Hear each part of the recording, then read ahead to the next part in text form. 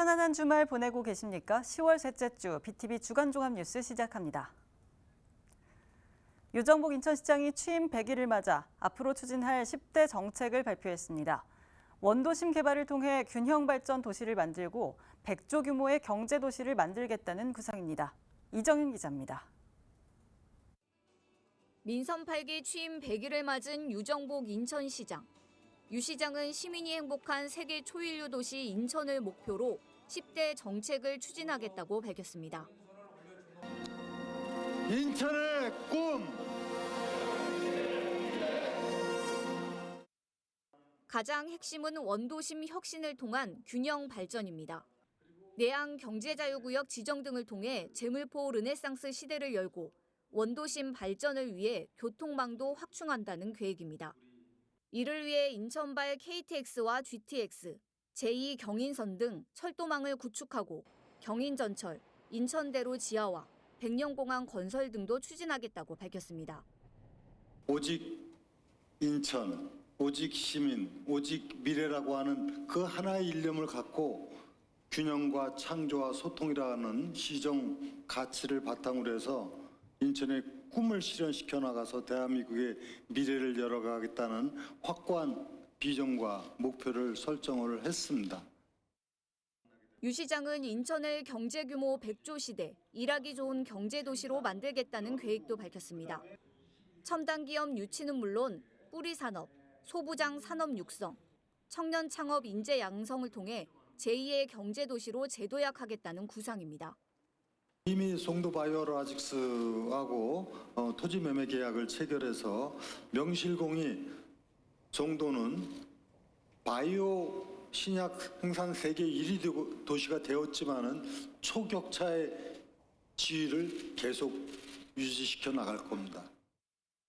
유 시장은 취임 이후 주요 성과로 행정체제 개편 추진과 재외 동포청 인천 유치 추진 등을 꼽았습니다. 또 수도권 매립지 4자 협의체 재가동 합의, 청라 스타필드 동구장 추진, 바이오 의학시설 투자 유치 등을 주요 성과로 내세웠습니다. BTV 뉴스 이정윤입니다. 지난 12일 서울시 국정감사 현장에서는 2025년 수도권 매립지 사용 종료 관련한 이슈가 도마에 올랐습니다. 서울시는 빨리 대체 매립지를 마련하라는 질타와 함께 2015년 서울시와 인천시 등이 맺은 4자 합의가 잘못됐다는 지적까지 나왔습니다. 김진중 기자가 보도합니다.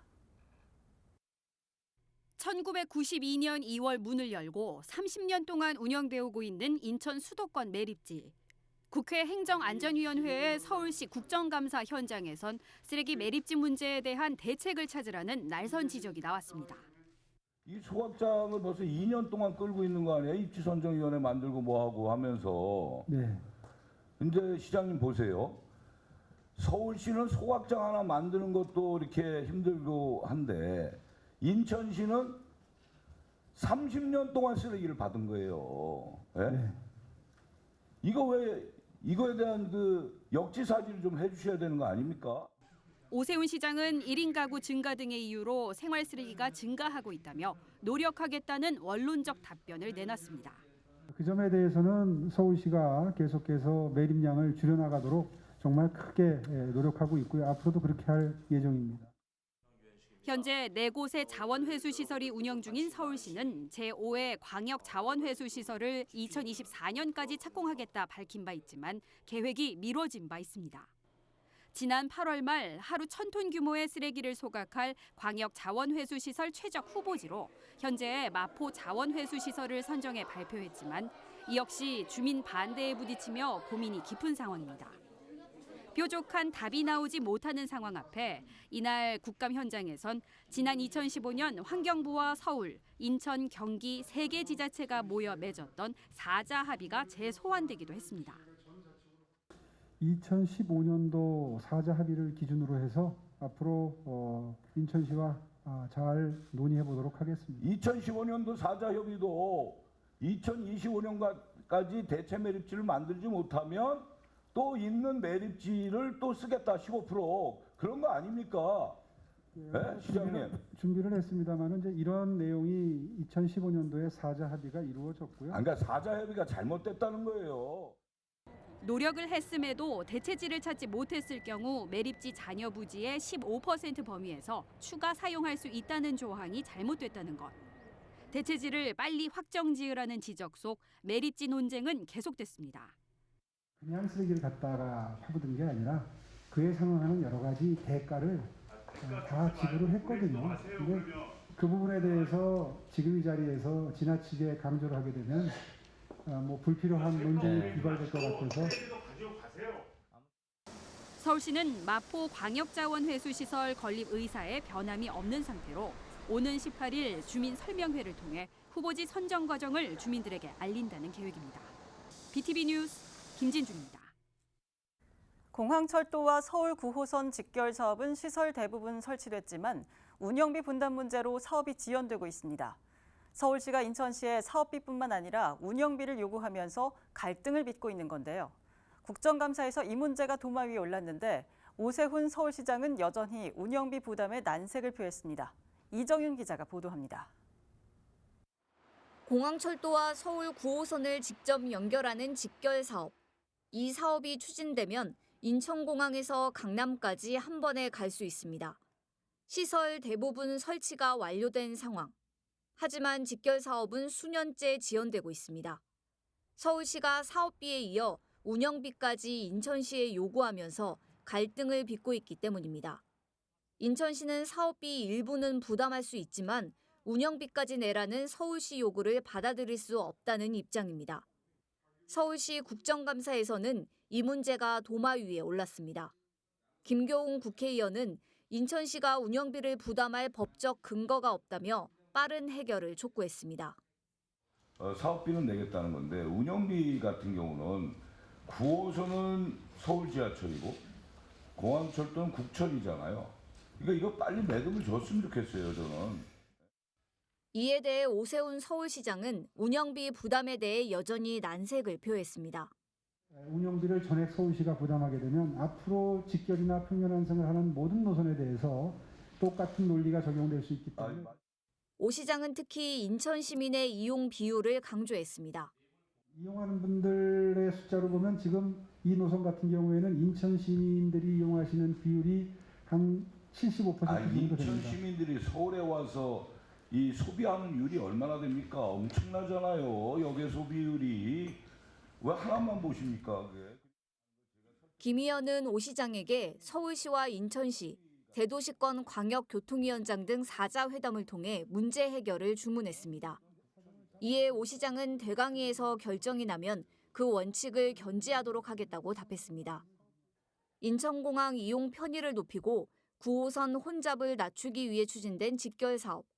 지난 1999년부터 추진됐지만 현재까지 진척이 없으면서 주민 불편은 여전합니다. BTV 뉴스 이정윤입니다. 인천발 KTX 사업은 지난해부터 본격적인 공사에 들어갔는데요.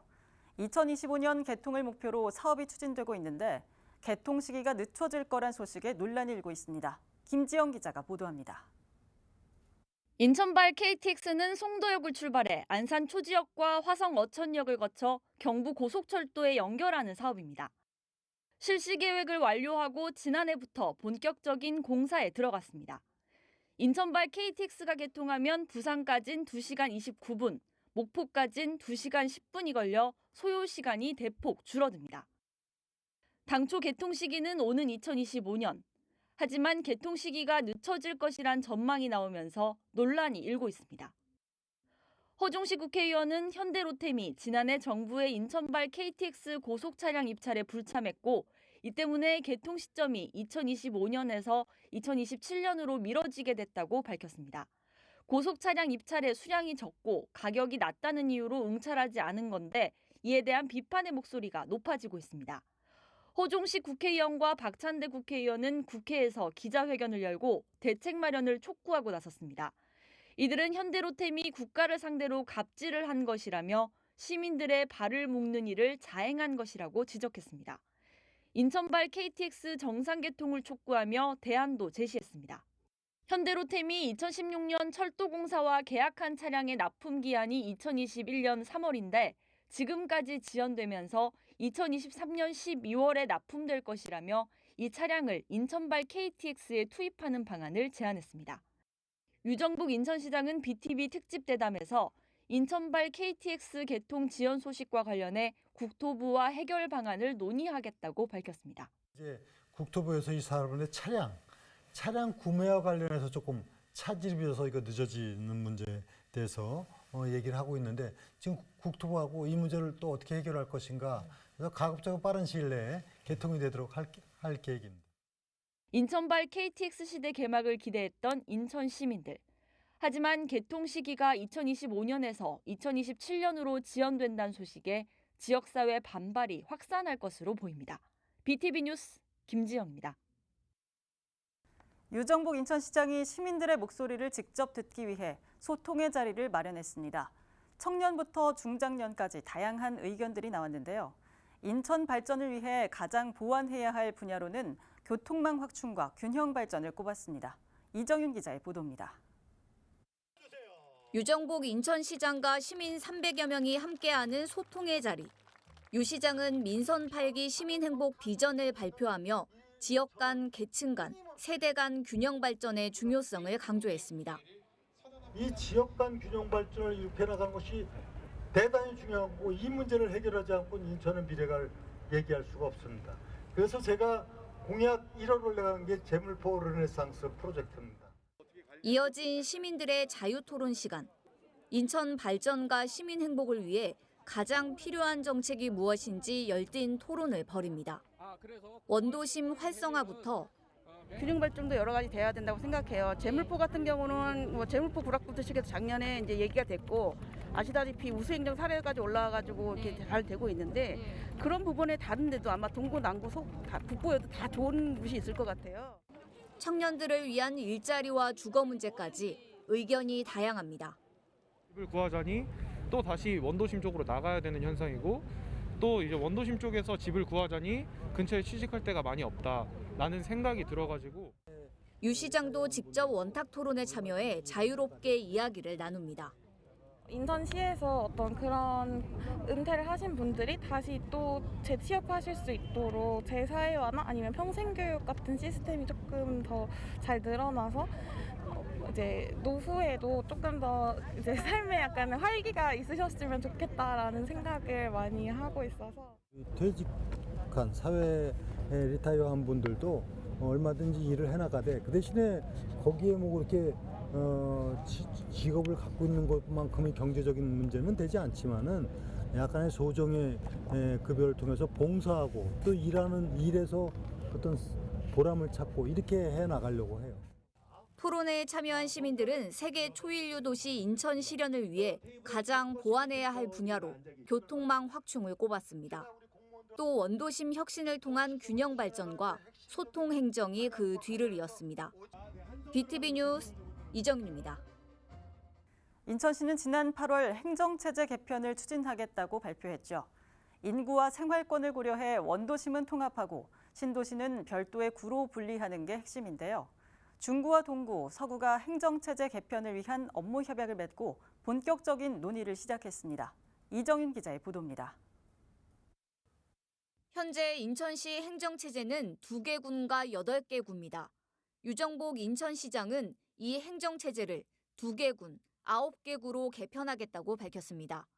생활권에 따라 중구 원도심과 동구를 묶어 재물포구를 신설하고 영종도는 별도의 영종구로 조정하는 게 핵심입니다. 또 인구가 계속 늘고 있는 서구는 서구와 검단구로 분리하겠다는 구상입니다. 관련 지자체들이 행정체제 개편의 뜻을 모으면서 본격적인 논의를 시작했습니다.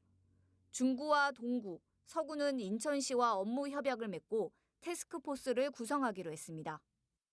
지금 27년 전의 행정체제, 행정구역 갖고는 현실은 물론이고 미래의 행정수요를 제대로 반영해 나갈 수가 없습니다. 그래서 지난번에 제가 미래지향적 행정체제 개편과 관련한 구상을 말씀드렸고 오늘 이제 관련된 3개 구청장님들과 협약을 체결함으로써 이제부터 본격적인 이 사업이 시작되는 상황에 이르게 됐습니다. 중구와 동구는 원도심 지역의 발전을 위해선 행정체제 개편이 필요하다고 강조했습니다. 특히 중구는 원도심과 영종도의 생활권이 전혀 다른 만큼 지역에 맞게 행정력을 집중시킬 수 있을 것으로 기대하고 있습니다. 우리 동구와 중구 원도심은 지역적으로 동인천역을 중심으로 해가지고 정서적으로나 지역적으로나 문화적으로나 역사적으로 상당히 유사한 부분이 많습니다. 그래서 동구와 중구 원도심 이렇게 합치는 것에 대해서는 찬성하는 분위기가 강합니다. 행정 개편을 통해서 효율적인 행정의 효율성을 높이면서 우리 지역 중구도 발전하고 영정 지역은 영정 지역에 맞는 정책이 구현이 돼야 되는데 거기에 맞는 선택을 하고 또 집중을 하고. 인천시와 새 지자체는 행정체제 개편을 위해 긴밀히 협의할 예정입니다. 또 시민과 주민단체, 전문가 등이 참여하는 협의체를 구성해 지역 주민들의 의견도 적극 수렴한다는 계획입니다. 58만 인구가 말해주듯이 다양한 의견이 있을 거로 생각이 됩니다. 여러 가지 의견에 대해서 잘 수렴하고 기대와 우려가 아마 같이 공존할 텐데 기대는 부응하도록 우려에 대해서는 해소할 수 있도록 시와 적극 협조해서 잘 진행하도록 하겠습니다. 인천시는 내년부터 세부적인 계획 수립을 위한 연구 용역을 진행하는 한편 시민 공청회와 토론회 등도 개최할 예정입니다. BTV 뉴스 이정입니다.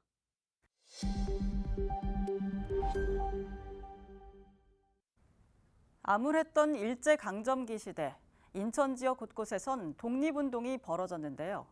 이 숭고한 정신을 기억하기 위한 상징물을 건립하자는 움직임이 일고 있습니다. 상징물 건립 위치를 논의하는 토론회가 열렸는데 시민들의 접근성이냐, 역사성이냐를 놓고 갑론을박이 벌어졌습니다. 보도에 김지영 기자입니다. 동구 창영초등학교입니다. 인천 3.1운동의 발상지로 당시 학생들을 중심으로 만세운동이 벌어졌습니다. 이어서 계양구 황허장터에서 진행된 대규모 만세운동. 만국공원에선 한성정부 수립을 위해 13도 대표의 조선국민대회가 열리기도 했습니다. 지역이 간직한 숭고한 역사를 기리기 위해 인천 독립운동 상징물을 건립하는 사업이 추진되고 있습니다. 인천시가 이 장소를 결정하기 위한 용역을 진행했는데 남동구에 위치한 중앙공원과 송도 센트럴파크, 서구 아시아드 주경기장, 그리고 부평공원이 최종 후보지에 올랐습니다. 4곳의 후보지를 대상으로 시민 설문조사를 진행한 결과 남동구에 위치한 중앙공원이 가장 적합하다는 결론이 나왔습니다. 독립운동 상징물 건립 장소를 논의하기 위해 열린 토론회. 토론에 참석한 시민들 중엔 중앙공원의 접근성에 높은 점수를 주는 의견도 있었지만 참여 시민이 행사하기 전에 헌화 분양 후 걸어서 행사장 종합문화예술회관에 갈 수 있는 장소에 설치하는 것이 편리한 접근성, 경제성, 장소적 특성, 역사 교육 목적 등이 모두 고려된 우리 독립운동 하신 그분들은 다 늙고 병들고 힘을 희대해가지고 좋은 양식에서 못 촬영합니다. 전철이 가야 되고 모든 교통시설이 잘 이루어져야 하는 겁니다. 기존에 설치된 상징물과의 중복성을 고려하면 오히려 의미가 떨어진다는 주장도 있습니다. 또 검토한 그 부지가 이미 종합예술회관 건물 건축물 앞에 있는 그 광장에 우리 정면 600년 기념이라든지 또는 금강산 탑이라든지 여러 가지 시설물들이 너무 많이 이렇게 있기 때문에 이 상징성이 오히려 좀 부족하지 않겠는가 하는 생각도 들고요. 접근성보단 독립운동이 벌어진 장소의 역사성과 의미를 우선적으로 고려해야 한다는 지적도 나왔습니다. 1년에 한 번 독립운동을 기리는 장소에 우리 학생들이나 시민들이 모일 때는 기릴 만한 역사적 장소에 불어 찾아가서 거기 가가지고 역사적 정신을 그리고 그때의 행적을 독립운동이 펼쳐졌던 장소를 보면서 또 상징물의 기념사업을 전개하는 것이 더 바람직하지 않은가. 이 자리에선 용역을 통해 추려진 후보지 외에도 인천 3.1운동의 진원지인 동구 창영초등학교나 중구 자유공원도 대상지로 고려해야 한다는 의견이 추가로 나온 만큼 독립운동 상징물 건립을 위한 지역사회의 심도 있는 논의가 더 필요해 보입니다. BTV 뉴스 김지영입니다. 수도권 매립지 일대 주민들은 수십 년째 환경 피해를 입고 있는데요. 이런 피해 지역과 주민들을 위해 쓸 수 있는 특별회계가 마련돼 있지만 제대로 쓰이지 않아 논란이 끊이질 않고 있습니다. 내년도 지원 사업 신청 내용을 살펴보니 도로 개설과 하수도 신설 등 운용 규정에 맞지 않는 사업들이 대부분입니다. 이정윤 기자의 보도입니다. 서울과 인천, 경기도 쓰레기를 처리하는 수도권 매립지. 매립지 주변 지역 주민들은 30여 년간 환경 피해를 입고 있습니다. 매립지 특별회계는 이처럼 매립지 주변 지역 환경 개선을 위해 사용하도록 마련된 예산입니다. 하지만 이 특별회계 사용을 두고 논란이 끊이질 않고 있는 상황. 인천시 의회에선 또다시 이 문제가 도마 위에 올랐습니다. 내년도 지원 사업 신청 현황을 보면 총 71건에 2,338억 원의 예산이 신청된 겁니다. 내년도 가용 예산 975억 원에 2배가 넘습니다. 특히 주요 도로 개설과 하수도 신설, 공원 조성 등 운용 규정에 맞지 않는 사업이 대부분이라는 지적입니다. 우리 시 본청에서 요구한 사업을 보면 일반 회계로 편성해야 할 이런 사업들이 왜 매립지 환경 개선 특별 회계로 세워져야 하는 것입니까? 최근 수도권 매립지 관리공사는 매립지 지원금을 목적과 다르게 사용할 경우 사전 심의를 받도록 하는 방안을 추진했습니다. 하지만 인천시 반대로 보류됐는데 이를 두고 비판의 목소리가 나왔습니다. 서구 계양구 주민의 피 같은 돈을 인천시가 유용하니까 가해자가 오히려 큰 소리치는 웃음꼴이 되었습니다. 본 의원은 매립지 특별 회계를 아주 쓰지 말라고 하는 것이 아니라 일반 회계로 우선 편성하고 피치 못할 때는 협의를 통해서 보충 편성하라는 말씀을 드리고 있는 것입니다. 김명주 인천시 의원은 재정조정 교부금도 현실적이고 합리적으로 조정해야 한다고 지적했습니다. 지난해 서구의 징수액은 1조 590억 원으로 인천시 전체 징수액의 약 18%를 차지하고 있는 반면 서구의 재정조정 교부금은 징수액 대비 3분의 1 정도 수준이라며 서구가 역차별을 당하고 있다고 강조했습니다. BTV 뉴스 이정윤입니다. 인천 지역 비정규직 학교급식 노동자들이 급식실의 환경 개선을 요구하고 나섰습니다. 이들은 학교 급식실 현장에 적정 인원이 배치되지 않았다며 교육당국의 진정성 있는 대책을 촉구했습니다. NIB 원태규 기자의 보도입니다. 비정규직 노동자들이 학교 급식 환경 개선을 촉구하고 나섰습니다. 학교 급식실에 적정 인원을 배치해 노동 강도를 낮춰달라고 요구했습니다. 현재 인천 전체 학교 급식실의 정원은 2,653명. 하지만 실제 노동 현장에서는 의구심이 제기되고 있습니다. 현장 노동자들은 학교 급식실에 실제 이 인원이 배치됐는지 직접 확인하겠다고 지적했습니다. 이 정원과 배치 기준을 충원하지 않은 것이 드러난다면 인천교육청이 허울좋은 단체협약으로 노동조합을 기만하고 급식실의 사회적인 노동 강도를 고의적으로 은폐하고 학교 급식 노동자들은 학교 급식실의 환기 시설 개선도 요구했습니다. 최근까지 전국에서 조리 실무사 5명이 폐암으로 사망했고 전국 6개 시도에선 폐암 의심 환자가 61명이 발견됐습니다. 직업성 폐암이 산재로 승인됐지만 교육당국의 의지가 보이지 않는다고 비판했습니다. 급식실에서 지금까지 5명의 노동자가 폐암으로 목숨을 잃는 동안 교육부와 17개 시도 교육청은 도대체 무엇을 하고 있었습니까? 이들은 정규직과의 차별 철폐도 요구했습니다. 또 도성훈 인천시 교육감의 취임 당시 학교 급식 노동자와 했던 약속을 지키라고 촉구했습니다. 도성훈 교육감님은 올해 제3회 선거에 임하시면서 인천 학교비정규직 연대회의와 정책협약식을 맺었습니다. 그 협약식을 약속을 지켜주시기 바랍니다. 학교 급식 노동자들은 이 같은 요구를 들고 오는 15일 서울에서 5천여 명이 참가하는 전국 학교 급식 노동자 대회를 예고했습니다. NIB 뉴스 원태규입니다.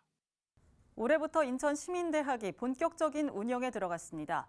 시민들의 평생 교육을 위해 지역 대학과 기관 등이 참여하고 있는데요. 첫 해부터 시민들의 높은 참여로 성과를 내고 있습니다. 배상민 기자의 보도입니다. 지난해 11월 비전을 선포한 인천시민대학, 시민라이프칼리지, 도시 곳곳이 배움의 공간이 되는 인천시의 평생교육 체계입니다. 지역 대학이 참여해 문화예술과 창업, 미래기술, 인천학, 가족교육, 국제2의 언어 등 6개 분야 교육과정을 제공합니다. 인천교육청, 남동구, 서구 등 공공기관도 참여해 주민들을 위한 다양한 프로그램이 진행됩니다. 모든 과정이 무료로 운영되고 시민 맞춤형 교육이 제공되면서 첫 해부터 성과를 내고 있습니다.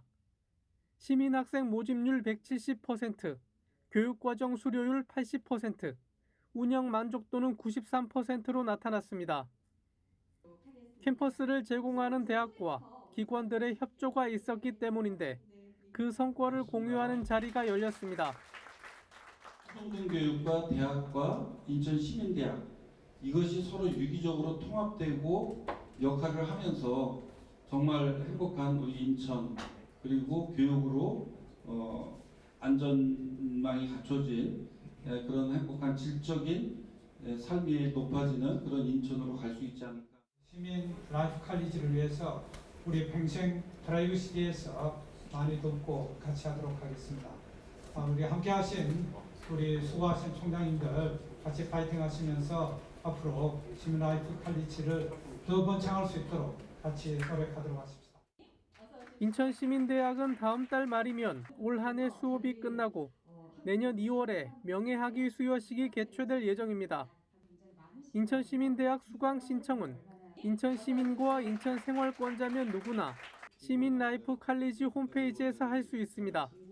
이것을 지속시키는 체력이 있어야 되고 이것을 이어서 계속 연결시켜주는 것이 시민들에 대한 선물이라고 생각합니다. 스웨덴과 핀란드에서는 이미 평생교육을 의무교육으로 도입을 하고 있습니다. 진흥원은 예비 캠퍼스를 추가로 발굴해 확대해 나간다는 계획입니다. BTV 뉴스 배상민입니다. 남동구 만수 5동은 주택이 밀집한 대표적인 원도심으로 손꼽히는데요. 박종효 남동구청장의 1호 공약인 만수천 보건사업이 추진 중인 지역이기도 합니다. 민선 8기 취임 후 첫 주민 간담회가 진행됐는데 주민들은 고질적인 주차난과 쓰레기 문제 등 다양한 지역 현안을 토로했습니다. 보도에 김지영 기자입니다. 남동구의 대표적인 원도심 중 하나인 만수 5동. 단독주택과 빌라 등이 밀집한 동네로 이 지역 주민들은 고질적인 주차난에 시달리고 있습니다. 민선 8기 취임 후 처음 마련된 구청장과의 소통 자리에선 주차 문제를 비롯한 다양한 민원이 쏟아져 나왔습니다. 공동주차하면 이중 주차로 주민들의 통행에 불편을 주고 주차 시비가 자주 일어나고 합니다. 저희 동에서는 청사길, 소방서길 양옆에 있는 하단을 정리하고 개구리 주차장으로 만들어 달라고 매번 건의를 드렸습니다. 길거리 곳곳마다 이렇게 쓰레기를 내놓으세요. 그러다 보니까 이게 보기에도 참 좋지 않고 그래서 공동 집화장을 좀 이렇게 몇 군데 설치해가지고 누가 이제 상주하시면서 그 부분을 좀 해결해 주시면. 주민들을 위한 휴식 공간이 부족하다는 의견도 제기됐습니다. 시내 인구가 비중이 높고 인구 유입이 계속되는 만수호동에 노인뿐 아니라 주민들이 산책이나 휴식을 할 수 있는 녹지대가 필요합니다. 박종효 청장은 자투리 땅 등을 매입해 주민들을 위한 녹지 공간 확보를 위해 노력하겠다고 답했습니다. 현재 이 지역에선 만수천 보건 사업이 추진되고 있습니다. 박 청장은 하천 보건 사업으로 인해 주차난이 더 가중되는 일은 없도록 하겠다면서 주차장 확보를 최우선으로 고려하겠다고 답변했습니다. 그러면서 예산 확보를 위해 여러 방안을 검토하고 있다면서 조만간 계획을 확정해 발표하겠다고 말했습니다.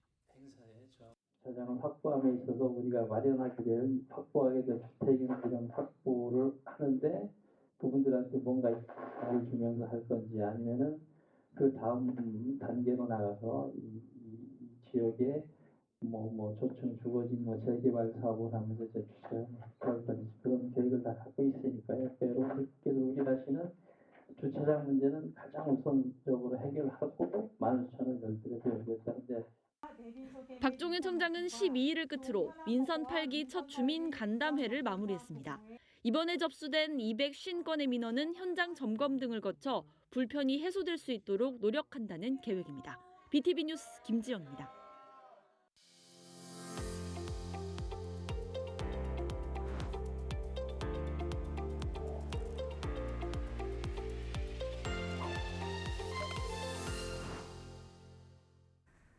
대부분 가정에 낡은 우산 하나쯤 있으실 텐데요. 비움이 경제다. 이번 시간에는 낡아서 못 쓰게 된 우산으로 자원순환을 실천하는 인천 남동구의 한 봉사단 사례를 소개합니다. 우산천은 소재가 가볍고 방수 기능이 있어서 앞치마로 활용하기가 좋다고 하는데요. 김지영 기자가 보도합니다. 작업이 한창인 인천 남동구의 한 사무실. 책상 한편에 낡은 우산이 쌓여 있고 한쪽에선 미싱을 돌리는 손길이 분주합니다. 폐 우산을 활용해 앞치마를 만드는 겁니다. 설거지를 한다든지 요리를 한다든지 이런 사람들은 방수가 좋잖아요. 물이 닿으니까. 그래서 이거 방수니까 앞치마가 제격이겠다. 먼저 못 쓰게 된 우산의 살을 분리한 뒤 필요한 만큼의 천을 재단합니다. 이제 본격적인 미싱 작업. 보통 앞치마 1개를 만드는데 최대 우산 2개가 필요합니다. 이 과정에서 나오는 자투리천도 버리지 않고 주머니 등을 만드는 용도로 알뜰하게 활용합니다. 여기가 구멍이 났잖아요. 그러니까 구멍이 이거 메꾸고 또 주머니도 어차피 앞치마에 있어야 되니까 이걸 만드는 거예요. 주머니를 다는 거. 이렇게 탄생한 앞치마는 모두 200여 개. 다양한 종류의 우산만큼 색색의 앞치마가 탄생했습니다. 말로만 재활용하는데 실제 이렇게 우리가 재활용할 수 있는 거 이런 것이 좋죠.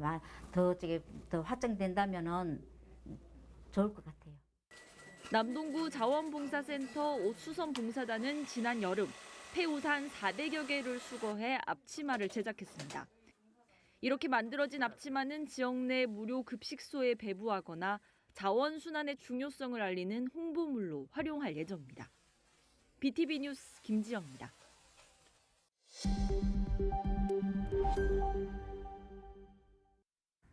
인천 남동구의 대표 관광자원을 하나로 연결하는 남동 둘레길이 개통했습니다. 총 33.5km의 4개 코스로 구성됐는데요. 장수동 은행나무를 출발해 소래포구와 습지생태공원, 양떼목장 등 걷기 좋은 명소들이 가득합니다. 보도에 김지영 기자입니다. 지난해 천연기념물로 지정된 수령 800년 된 장수동 은행나무. 멸종위기 동식물을 포함해 790여 종의 생물이 서식하는 소래습지 생태공원. 인천의 대표 관광지로 꼽히는 소래포구와 늘솔길 양떼목장까지. 이 모든 곳을 하나로 연결하는 남동 둘레길이 개통했습니다. 둘레길은 총 연장 33.5km, 4개 코스로 이루어져 있습니다. 장수동 은행나무를 출발해 만수산으로 이어지는 1코스와 장하산까지 연결되는 2코스, 3코스는 소래포구와 습지생태공원을 지나 청년 미디어타워로 이어집니다. 등배산을 지나 오봉근린공원에 도착하면 모든 코스를 완주하게 됩니다. 둘레길을 걷다 보면 8개의 포인트를 만나게 되는데요. 이곳에서 남동구의 상징물이 새겨진 스탬프를 찍을 수 있습니다.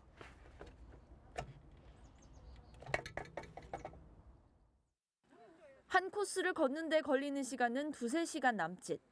부담 없이 걸으면서 자연스럽게 지역 명소를 방문할 수 있어 주민들의 만족도도 높습니다. 기분 너무 좋고요. 날씨도 좋은 데다가 하늘까지 너무 예쁘잖아요. 근데 여기 둘레길 같은 경우는 나무들이 되게 울창해 있어가지고 공기가 너무 좋아요. 남동 둘레길은 지난해 5월 노선 확정을 시작으로 안전 설비 구축, 안내판과 휴식 공간 설치 등 2단계 사업을 마무리한 뒤 올 10월 정식 개통했습니다. 남동구에는 다른 도심에서는 보기 힘든 아름다운 산과 대공원, 그다음에 하천과 습지, 그 바다를 품고 있습니다. 그래서 이 소중한 그 자연환경 자원을 하나로 끊김없이 연결해서 둘레길을 만들어 드리면은 주민들한테 좋은 도보길이 되지 않을까, 그래서 만들었고요.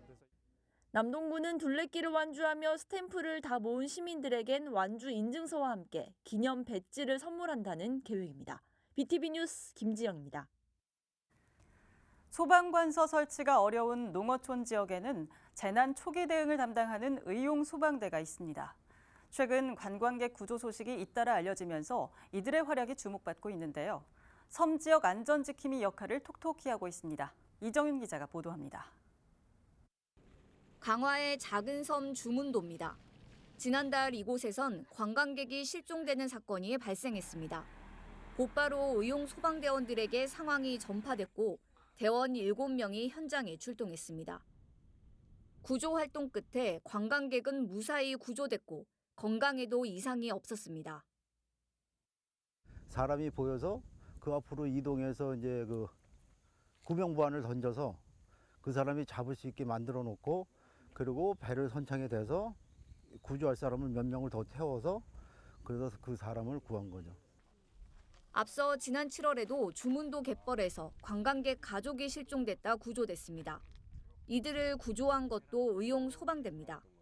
소방기관이 설치되지 않은 섬 지역에서 안전지킴이 역할을 톡톡히 하고 있는 겁니다.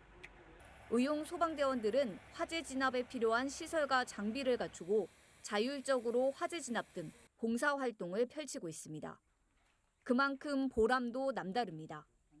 화재 났을 때 그것도 우리 전체 대원들하고 같이 합동을 해가지고 열심히들 하는 거 봤을 때 또 주위에서 진짜 너무 우리 소방대가 전담들이 활동이 너무 잘한다는 그 얘기 들었을 때 그때 참 뿌듯하고 신는지 모르고 활동해 오고 있습니다. 섬 지역 안전을 위해 지역 기업들도 힘을 보태고 있습니다. 자동 심장 충격기와 접이식 들것 등 응급처치 장비를 섬 지역 의용 소방대에 기부한 겁니다. 가지고 응급처치 하라고 골든타임 확보하라고 저희가 준비했습니다. 그러니까 여러분들 이 장비를 잘 활용하셔가지고 많은 응급처치해가지고 소중한 생명을 구하시기 바라겠습니다. 섬 지역에서 안전 파수꾼 역할을 하고 있는 전담의용 소방대원들, 소청과 이작, 소연평, 주문, 보름 등에서 활동하는 의용 소방대원은 모두 100여 명에 달합니다. BTV 뉴스 이정윤입니다. 우리나라 이민사의 출발지가 인천이라는 사실 알고 계신가요? 지난 1902년 이민자 121명이 제물포항에서 첫 이민길에 올랐는데요. 한국 이민사 120주년을 맞아 인천에선 다양한 문화 행사가 열리고 있습니다. 이정윤 기자입니다. 1902년 12월 이민자 121명이 제물포항에서 이민길에 오릅니다.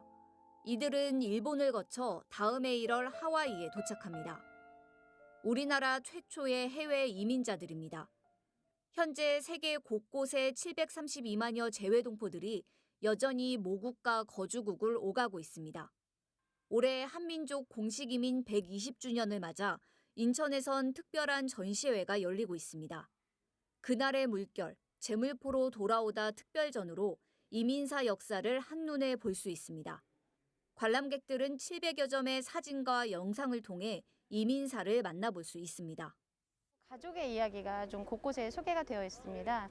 예를 들어서 하와이로 이민선을 타고 떠났던 인천 출신의 가족들의 이야기라든지 독립운동 파트에서는 독립운동가 집안의 이야기 등을 곳곳에서 보실 수 있어서 전체적인 내용을 조망을 하시면서 이런 점을 좀 중점적으로 보시면 재미있게 전시를 즐기실 수 있을 것 같습니다. 인천 아트 플랫폼에서는 재외동포들의 작품을 만나볼 수 있습니다. 코리안 디아스포라 현대미술 특별전으로 해외 동포 작가들의 작품 40여 점이 전시됐습니다. 각 작품들이 굉장히 특징이 있거든요. 그 특징들을 이렇게 느끼려고 애쓰면서 한국 혈통이면서도 이렇게 다른 세계를 보여주는 작가들의 그 느낌을 느끼려고 애쓰면서 보셨으면 합니다. 한민족 혈통이지만 국적은 다른 작가들.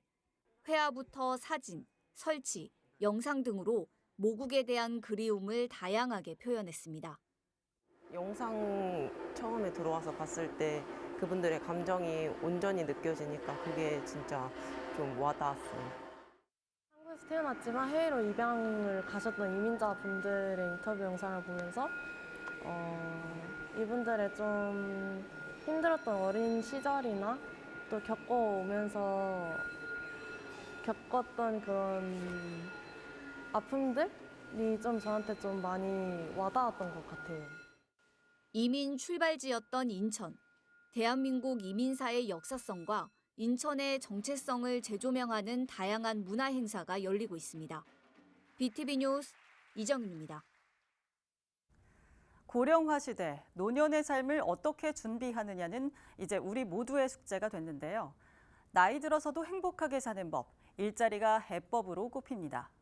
일자리에서 활기찬 인생 2막을 시작한 사람들을 LG 헬로비전 이정하 기자가 만났습니다.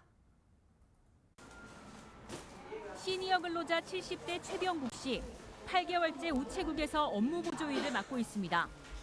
하루 3시간씩 택배 상자에 포장을 돕거나 접수된 우표 업무를 정리하는 일을 합니다. 최 씨의 한 달 급여는 70만 원. 용돈을 벌며 건강도 지킬 수 있어 일석이조입니다.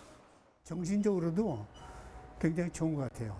우선 이게 일을 한다는 게 약간은 이제 긴장이 필요하잖아요. 그런 긴장이 그 뇌 활동을 좋게 하는 것 같아요.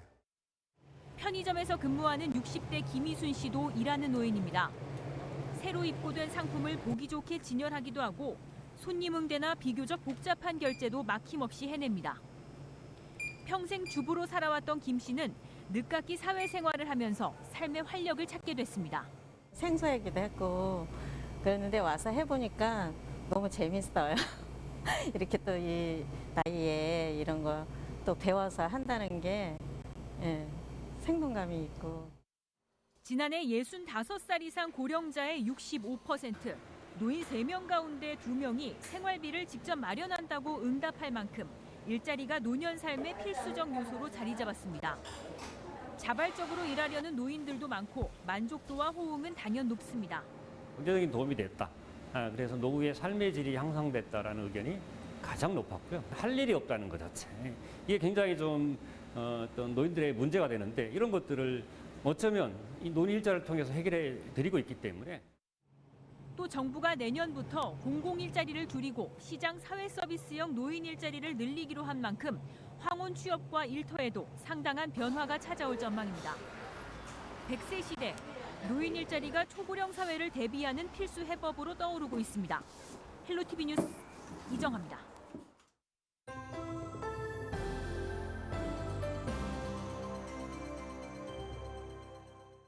Ladies and gentlemen, of the final book of the Daedalus trilogy, The Man Who Did Not Want to Die. 화제의 베스트셀러 디덜러스의 출판을 위해 9개국에서 고용된 번역가들. Les feuillets et les ordinateurs ne sortent pas d'ici. 결말 유출을 막기 위해 아무도 나갈 수 없는 지하 밀실에서 작업을 시작합니다. Les 10 premières pages de Dédalus, tome 3, ne t'appartiennent. 이러한 노력에도 10페이지가 인터넷에 유출되는데 5 millions d'euros stopperont l'hémorragie. 100 pages supplémentaires apparaîtront demain. Dans un instant, nous serons fixés. 편집장은 모든 수단을 동원해 범인을 찾으려 하고 번역가들은 서로를 의심하기 시작하는데 Personne ne retient jamais.